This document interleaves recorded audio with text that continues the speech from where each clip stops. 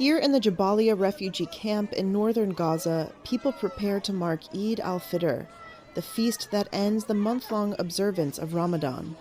Amid the destruction, there is little cheer for Palestinians this year. There is no meaning for Eid from inside the shelter places, this man says. The devastated enclave is facing the risk of widespread famine and disease, with nearly all of its inhabitants now homeless, about 6 months into Israel's air and ground campaign in Gaza, which was triggered by Hamas's attack on southern Israel on October 7th.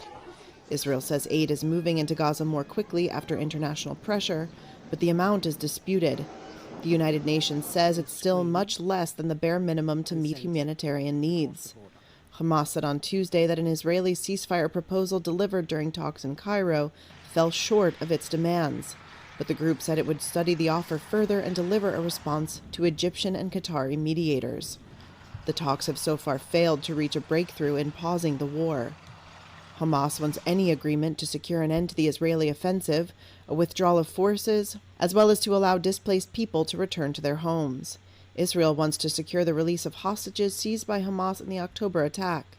Of the 253 people seized on October 7th, 133 hostages remain captive.